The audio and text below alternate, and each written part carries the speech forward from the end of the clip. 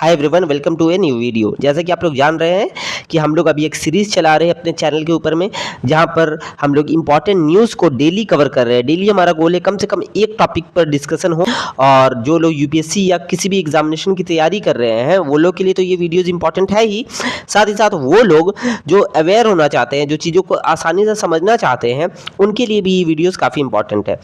चलिए हम लोग डिस्कशन को स्टार्ट करते हैं। तो आज का टॉपिक है UPI dramatic growth and it's next challenge. तो यूपीआई, जैसे कि आप लोग जान ही रहे हैं, यूपीआई एक ऐसा सिस्टम है जहां पर हम लोग डिजिटली ट्रांजैक्शन करते हैं अपने फ़ोन से। बस किसी भी क्यूआर कोड को स्कैन किए, उसमें पैसा भेजते हैं। पहले ये इतना स्मूथ नहीं हुआ करता था, आज से 10 साल पहले।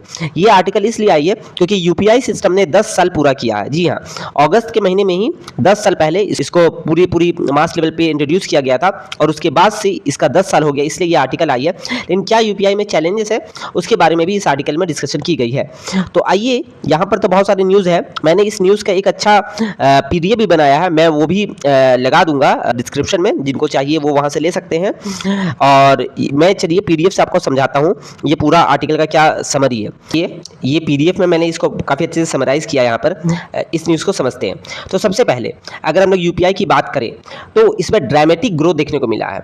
आज से अगर आप 10 साल पहले जाएंगे तो उस समय में जो डिजिटल ट्रांजेक्शन होती थी उसका नंबर इतना छोटा था, और आज के समय में उसका नंबर इतना बढ़ गया है कि आपको भी देख करके काफ़ी समझ लो ताजुब होगी। सबसे पहले तो समझिए स्केल ऑफ ग्रोथ। पहले सिर्फ 6 डिजिटल पेमेंट हुआ करते थे, सिर्फ 6 डिजिटल पेमेंट हुआ करती थी। आज से 10 साल पहले यदि आप जाओगे तो केवल 6 डिजिटल पेमेंट हुआ करता था एक साल में, ठीक है, एक एवरेज इंडियन के द्वारा। लेकिन आज के दिन में ये ट्रांजैक्शन बढ़ करके 28,174 करोड़ ट्रांजैक्शंस हो गई है। सोचो, कहाँ 6 और कहाँ 28,174 करोड़ ट्रांजैक्शंस हो रही है, यानी कि इसमें एक्सपोनेंशियल ग्रोथ देखने को मिला है, ठीक है।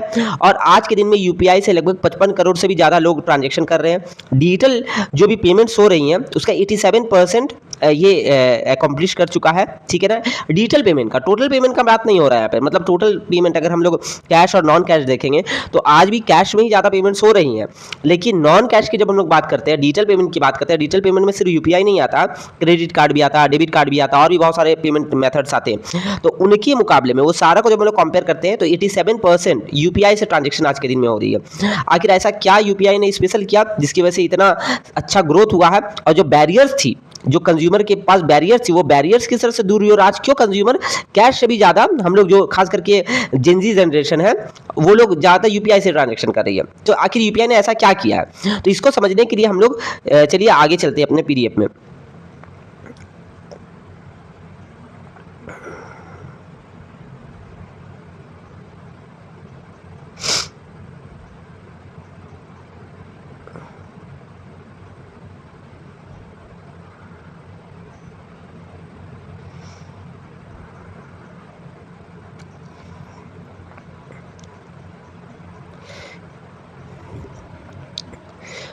तो देखिए, यदि हम लोग यूपीआई का जो सीक्वेंस है उसको फॉलो करें, किस तरह से इसका इवोल्यूशन हुआ है, तो कुछ इस प्रकार है। देखिए, 2012 से 2015 के बीच में लो डिजिटल एडॉप्शन ईरा था, यानी कि यहाँ पर यूपीआई को जब लाया, यानी कि 2012 से लेकर के 2015 के बीच में जो है वो लो डिजिटल एडॉप्शन ईरा था, यानी कि एवरेज इंडियन जो है वो सिर्फ 6 non cash transaction per year कर रही थी। और यहाँ पर यूपीआई का इंट्रोडक्शन फिलहाल के लिए नहीं हुआ था, वो डेबिट कार्ड या क्रेडिट कार्ड से करते थे। देखो, जब भी डेबिट कार्ड और क्रेडिट कार्ड की बात आती है ना, तो यहाँ पर काफ़ी ज़्यादा रेसिस्टेंस था। मैं अपना खुद का बात बताऊं तो मैं 2014 में, मैंने 2014-15 के आसपास में मेरा 10th एग्जामिनेशन दिया था।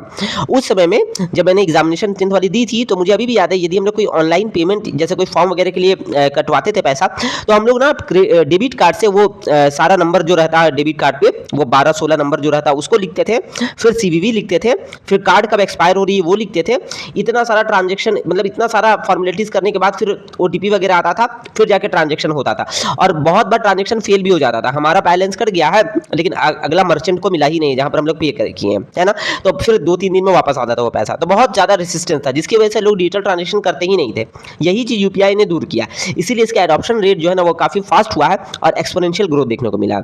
उसके बाद देखो 2012-2013 में क्या हो गया, एनपीसीआई यानी कि national payment corporation of India और आईबीए इंडियन बैंक्स एसोसिएशन ने मिल करके यूपीआई का जो आर्किटेक्चर है उसको शुरुआत करना चाहा, उस पर वर्क करना स्टार्ट किया। और अप्रैल से अगस्त के बीच में, अप्रैल में एक्चुअली में सबसे पहले इसका ट्रायल चला, ठीक है ना। पायलट बेसिस पे इसको स्टार्ट किया गया अप्रैल में, लेकिन फुल्ली ऑपरेशनल अगस्त में हो, जैसे कि मैंने आपको बताया। इसके बाद फिर तो आप जान ही रहे हो 10 साल के बाद ये आज के दिन में यहाँ पर खड़ा है कि इतना एक्सपोनेंशियल ग्रोथ हो गया। अच्छा, इसमें बहुत सारे रीजन भी है ग्रोथ का। एक तो जो मैंने आपको बता दिया, रेसिस्टेंस को दूर किया है ना। अब रेसिस्टेंस नहीं रहा, 1 सेकंड में स्कैन होता है, दूसरा सेकंड में पेमेंट हो जाता।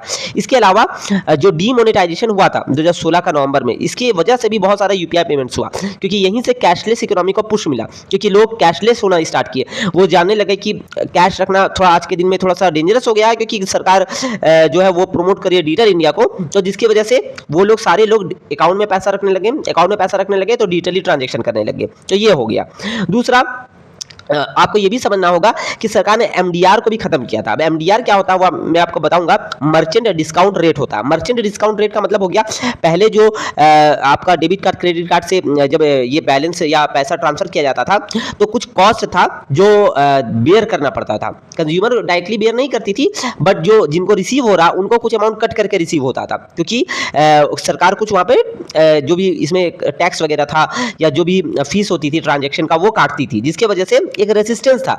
जो अगला विक्रेता है वो भी यूपीआई पेमेंट्स या ऑनलाइन पेमेंट्स लेने से हिचकिचाता था, क्योंकि उसको पता था कि अमाउंट मेरे को कम रिसीव होने वाली है। कैश में जब वो पूरा ले सकता है तो क्यों डिजिटल में थोड़ा सा कम ले। इसे ये भी एक रीजन था, जिसकी वजह से मर्चेंट डिस्काउंट रेट एमडीआर को इंट्रोड्यूस किया, एमडीआर को रिमूव कर दिया गया और जीरो एमडीआर कर दिया गया। यानी कि अब जो मर्चेंट्स को सरकार सब्सिडाइज कर रही है। अब जो भी यूपीआई का ट्रांजेक्शन होता है तो मैं जो पैसा भेज रहा हूँ और जब रिसीवर को रिसीव हो रहा तो इस बीच में 3-4 और स्टेप्स होता है, लेकिन अब वो 3-4 स्टेप्स में हमारा भी पैसा नहीं लगता और मर्चेंट का भी पैसा नहीं लगता, उसका भी पैसा नहीं लग रहा होता विक्रेता का, क्योंकि सरकार बीच में जो भी खर्चा हो रहा है टेक्नोलॉजी में, ऑब्वियसली बात है, इंफ्रास्ट्रक्चर में, सर्वर में, आप जान ही रहे हो, यूपीआई पेमेंट गेटवे में, वो सारा सरकार सब्सिडाइज करती है कंपनियों को, जिसकी वजह से हम लोगों का कॉस्ट नहीं है, जिसकी वजह से यूपीआई में कोई भी रेसिस्टेंस नहीं हुआ और इसको बहुत सारे लोगों ने अडॉप्ट किया। यही चीज आगे बताया गया। इसके बाद पैंडेमिक भी आ गया। जब पैंडेमिक आ जाता है तो पैंडेमिक आने के बाद ऑब्वियसली बात है लोग कॉन्टैक्टलेस पेमेंट की तरफ बढ़े, क्योंकि उस समय में लोग कॉन्टैक्ट नहीं करना चाहते थे, वायरस कितना ज्यादा डरता है, जिसकी वजह से नोट का ट्रांजेक्शन कम हुआ, कॉन्टैक्टलेस पेमेंट स्टार्ट ज्यादा हुआ और लोग अपना फोन से ही यूपीआई पेमेंट करने लगे। इसमें आपको नीलकनी रिकमेंडेशन बहुत इंपॉर्टेंट है, याद रखना यूपीएससी के पॉइंट ऑफ व्यू से, क्योंकि नीलकनी रिकमेंडेशन यानी कि नीलकनी जी जो थे इन्होंने रिकमेंड किया था कि जीरो एमडीआर कर देना चाहिए। ठीक है ना, तो ये पर्सन का नाम आपको याद रखना, ये कमीशन का आपको नाम याद रखना है। और उसके बाद तो फिर मार्केट में पूरा डोमिनेशन आ गया आपका यूपीआई का, और आज के दिन में 87% डिजिटल पेमेंट हो रही है इसमें। ठीक है ना, ये सब मैंने आपको बता दिया, जीरो एमडीआर वगैरह क्या क्या थे। ठीक है ना, अब देखो, अब आज के दिन में क्या प्रॉब्लम हो गया। आज के दिन में प्रॉब्लम हो गया डिओपोली का। डिओपोली क्या हो गया कि यूपीआई जो है आज के दिन में एनपीसीआई के द्वारा बिल्ड किया गया है और बहुत ज़्यादा उसका जो है वो कवरेज भी बढ़ गया। But the thing is that अभी भी जो सबसे बड़ा जायंट्स यूपीआई का है वो यूएस बेस्ड कंपनीज है, जैसे फोनपे एंड गूगल पे, दोनों कहीं ना कहीं यूएस बैक्ड कंपनीज है। फोनपे लोग सोचते हैं ये इंडियन कंपनी है, बट नहीं, इसको वॉलमार्ट ने बहुत पहले ही खरीद लिया। तो वॉलमार्ट ने जब खरीद लिया तो वॉलमार्ट एक यूएस की कंपनी है, तो जिसकी वजह से फोन पे आप टेक्निकली बोल सकते हो US oriented, US shift company है। सेम गोज विद गूगल पे, जिसकी वजह से आज जो बहुत बड़ा मार्केट शेयर है, 80% of all the volume of UPI transaction जो हो रही है वो सिर्फ फोन पे और गूगल पे से हो रही है। यानी कि हमारा एसबीआई और हमारा जो अपना बैंक है Indian bank, SBI, Punjab national bank और भी बहुत सारी बैंक है, उनका भी अपना यूपीआई आज के दिन में है। लेकिन लोग अकाउंट तो रखे एसबीआई में, अकाउंट तो रखे इंडियन बैंक में, बट वो कनेक्ट करके रखे फोन पे और गूगल पे के साथ और उससे वो पैसा भेजते हैं। हम लोग अपने बैंक के यूपीआई सिस्टम का इस्तेमाल भी नहीं करते हैं पैसा भेजने के लिए। यही रीजन है कि एसबीआई के चीफ जो है ना, यहाँ पर आप देख सकते हैं, एक सेकेंड में मार्क करता हूँ, यही रीजन है कि एसबीआई के जो चीफ है उन्होंने भी इस बात को रखा सामने।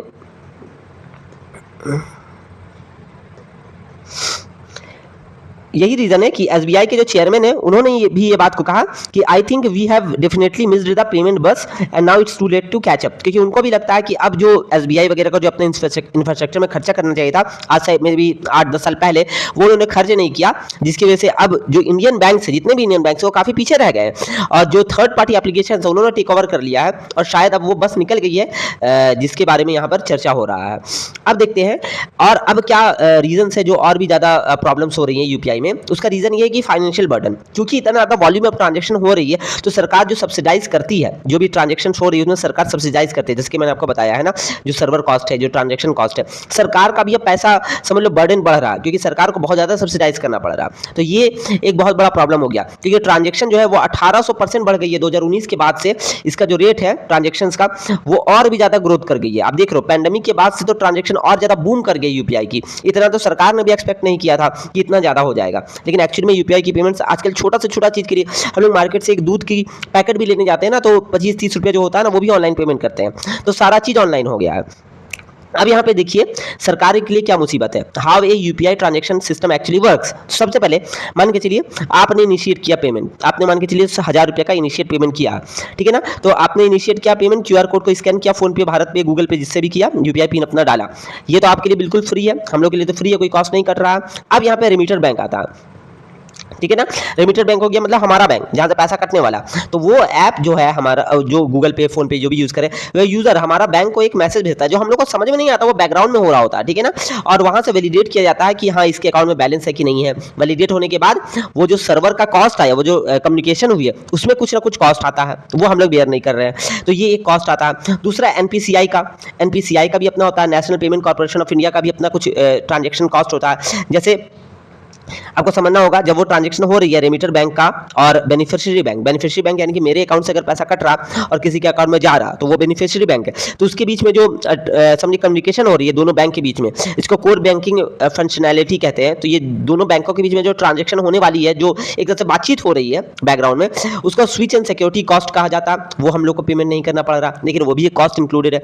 इसके बाद बेनिफिशियरी बैंक में क्रेडिट सिग्नल रिसीव होता है और उसका लेजर अपडेट होता है और वहां पर कंफर्म किया जाता है पेमेंट को और उसके अकाउंट में ऐड होता है और हमारे से डिडक्ट होता है। तो ये कोर बैंकिंग कॉस्ट में आती है, जो हम लोग को बेयर नहीं करना पड़ता है, इसका भी एक अपना कॉस्ट है। इसके अलावा सेटलमेंट और एमडीआर आता है। यहाँ पर सेटलमेंट यानी कि फाइनल जो ट्रांजेक्शन हो गया है उसका ऑफिशियली जो रिकॉर्ड हो गया वो हो गया। अब यहाँ पर जो ये पूरे ट्रांजेक्शन में खर्चा आया यहाँ से यहाँ तक, ये सरकार कुछ ना कुछ बेयर करती है। सरकार बेयर करती है क्योंकि सरकार सर्वर कॉस्ट को बेयर करती है, सरकार ने एनपीसीआई को कुछ सब्सिडी दी, सरकार ने उन दोनों बैंकों को सब्सिडी दी जहाँ पर ये ट्रांजेक्शन हुआ, जिसकी वजह से आज के दिन में हम लोग को पैसा नहीं देना पड़ रहा।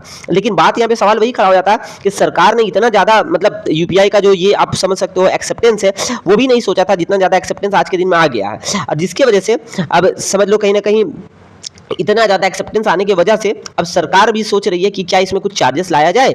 ये आज के दिन में सबसे बड़ा एक समझ लो प्रॉब्लम बन गया है यूपीआई के लिए, और इसीलिए आप देखेंगे कि अलग अलग बात की जाती है यूपीआई के लिए। कुछ एमडीआर कॉस्ट भी अभी कुछ दिन पहले ही संसद में भी बात की गई थी इसके बारे में। तो ये कुछ प्रॉब्लम्स है और ये चीज़ आज के आर्टिकल में था। आई होप आपको आज का आर्टिकल बहुत अच्छे से समझ में आया होगा, और वीडियो में भी थोड़ा 5 मिनट से ज़्यादा हो गया होगा। उसका रीज़न ये है कि बहुत डिटेल्ड आर्टिकल थी, कुछ आर्टिकल बहुत डिटेल्ड रहती है तो उसको कवर करने में भी थोड़ा ज़्यादा समय लग जाता है। बट यस, हम लोगों ने उसको पूरे अच्छे से समझा, और यदि आपको वीडियो पसंद आए तो जरूर लाइक करें, शेयर करें और दूसरे लोगों को भी इन्फॉर्म करें, क्योंकि आई थिंक नॉलेज गेन करना सभी का बराबर अधिकार है। Thank you.